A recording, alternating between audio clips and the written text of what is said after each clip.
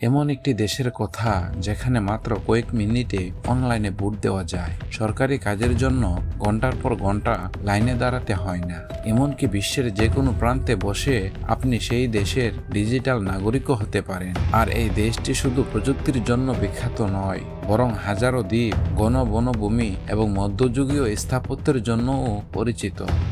আজ আমরা জানব ইউরোপের ছোট কিন্তু বিস্ময়কর একটি দেশ এস্তোনিয়া সম্পর্কে। কেন একে বিশ্বের সবচেয়ে ডিজিটাল দেশ বলা হয়, কিভাবে এটি সোভিয়েত শাসন থেকে উঠে এসে প্রযুক্তির শক্তিধর রাষ্ট্রে পরিণত হয়েছে, আর কেন এই দেশটি পুরো বিশ্বের কাছে একটি মডেল হয়ে উঠেছে, সেই গল্প থাকছে আজকের ভিডিওতে। তাহলে চলুন শুরু করা যাক। উত্তর ইউরোপের বাল্টিক অঞ্চলে অবস্থিত এস্তোনিয়ার সরকারি নাম রিপাবলিক অফ এস্তোনিয়া। দেশটির উত্তরে ফিনল্যান্ড, দক্ষিণে লাটভিয়া, পূর্বে রাশিয়া এবং পশ্চিমে বাল্টিক সাগর অবস্থিত। আয়তনে প্রায় ৪৫,০০০ বর্গ কিলোমিটার এবং জনসংখ্যা মাত্র ১৪ লাখের কাছাকাছি। দেশটির রাজধানী তাল্লিন, যা ইউরোপের অন্যতম সুন্দর ও সংরক্ষিত মধ্যযুগীয় শহর হিসেবে পরিচিত। তাল্লিনের পূর্ণ শহর বা ওল্ড টাউন ইউনেস্কোর বিশ্ব ঐতিহ্য তালিকাভুক্ত এবং প্রতি বছর লাখো পর্যটক এই ঐতিহাসিক শহর দেখতে আসেন। তবে এস্তোনিয়ার আসল পরিচয় তার ইতিহাস কিংবা স্থাপত্য নয়, বরং প্রযুক্তি।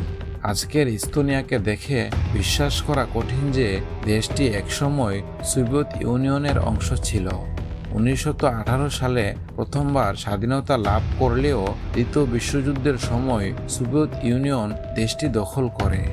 দীর্ঘ কয়েক দশক সোভিয়েত শাসনের অধীনে থাকার পর ১৯৯১ সালে সোভিয়েত ইউনিয়ন পতনের সঙ্গে সঙ্গে এস্তোনিয়া পুনরায় স্বাধীনতা অর্জন করে। স্বাধীনতার পর দেশটির সামনে ছিল বিশাল চ্যালেঞ্জ। অর্থনীতি দুর্বল, অবকাঠামো সীমিত এবং সম্পদও বেশি ছিল না। কিন্তু এস্তোনিয়ার নেতারা এমন একটি সিদ্ধান্ত নিলেন যা দেশটির ভবিষ্যৎ বদলে দেয়। তারা প্রযুক্তি ও ডিজিটাল ব্যবস্থাকে জাতীয় উন্নয়নের প্রধান হাতিয়ার হিসেবে বেছে নেন। এর ফলাফল আজ পুরো বিশ্ব দেখতে পাচ্ছে। বর্তমানে এস্তোনিয়ার ৯৯% সরকারি সেবা অনলাইনে পাওয়া যায়। জন্ম নিবন্ধন থেকে শুরু করে ব্যবসা নিবন্ধন, কর প্রদান, চিকিৎসা সেবা, ব্যাংকিং কিংবা সরকারি নথিপত্র, প্রায় সব কিছুই ডিজিটাল পদ্ধতিতে সম্পন্ন করা হয়। দেশটির প্রতিটি নাগরিকের জন্য রয়েছে একটি ডিজিটাল পরিচয়পত্র বা আইডি কার্ড। এই কার্ড ব্যবহার করে তারা নিরাপদভাবে বিভিন্ন অনলাইন সেবা গ্রহণ করতে পারে। আরও অবাক করার মতো বিষয় হলো, এস্তোনিয়ার নাগরিকরা ঘরে বসেই অনলাইনে ভোট দিতে পারেন। বিশ্বের খুব কম দেশই এত ব্যাপকভাবে এই ভোটিং চালু করতে পেরেছে। শুধু তাই নয়, এস্তোনিয়া বিশ্বের প্রথম এই রেসিডেন্সি কর্মসূচি চালু করে। এই ব্যবস্থার মাধ্যমে পৃথিবীর যে কোনো দেশের মানুষ এস্তোনিয়ার ডিজিটাল রেসিডেন্ট হতে পারে এবং ইউরোপীয় ইউনিয়নের আওতায় ব্যবসা পরিচালনা করতে পারে, যদিও তারা কখনো এস্তোনিয়ায় বসবাস না করে। প্রযুক্তি খাতে এস্তোনিয়ার আরেকটি বড় অর্জন হলো স্কাইপ। জনপ্রিয় ভিডিও কলিং প্ল্যাটফর্ম স্কাইপের মূল প্রযুক্তিগত উন্নয়নের পিছনে এস্তোনিয়ান প্রকৌশলীদের গুরুত্বপূর্ণ অবদান ছিল। এরপর দেশটি থেকে অসংখ্য প্রযুক্তি স্টার্ট আপ গড়ে উঠেছে। এস্তোনিয়াকে অনেক সময় স্টার্ট আপ নেশন বলেও ডাকা হয়। এটি প্রকৃতি প্রেমীদের জন্যও এক স্বর্গ। দেশটির অর্ধেকের বেশি এলাকা বনভূমিতে আচ্ছাদিত। এখানে রয়েছে ২,০০০-এরও বেশি দ্বীপ, অসংখ্য হ্রদ এবং বিস্তীর্ণ জলাভূমি। ইউরোপের সবচেয়ে পরিচ্ছন্ন বায়ুর দেশগুলোর মধ্যেও এস্তোনিয়ার নাম অন্যতম। দেশটির সবচেয়ে জনপ্রিয় প্রাকৃতিক স্থানগুলোর মধ্যে রয়েছে লাহেমা ন্যাশনাল পার্ক, বিশাল বনভূমি, সমুদ্র উপকূল, জলাভূমি এবং বন্যপ্রাণীর জন্য এটি বিশেষভাবে পরিচিত। এস্তোনিয়ার সংস্কৃতি বেশ সমৃদ্ধ। দেশটির মানুষ গান এবং সঙ্গীতকে খুবই গুরুত্ব দেয়।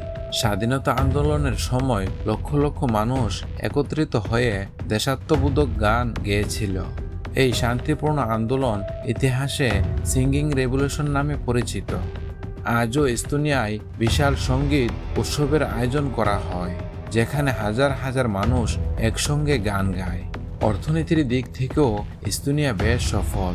তথ্য প্রযুক্তি, টেলিকমিউনিকেশন, ইলেকট্রনিক্স, কাঠ শিল্প এবং পর্যটন দেশটির প্রধান অর্থনৈতিক খাত।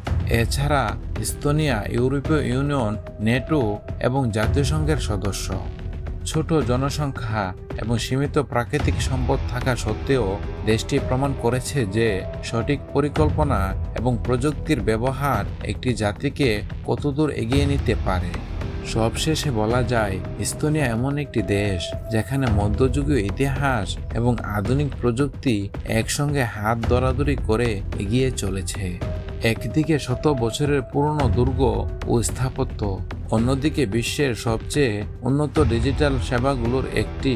ছোট এই দেশটি আজ পুরো বিশ্বের জন্য একটি উদাহরণ কিভাবে জ্ঞান, উদ্ভাবন এবং প্রযুক্তির মাধ্যমে ভবিষ্যৎ গড়ে তোলা যায়।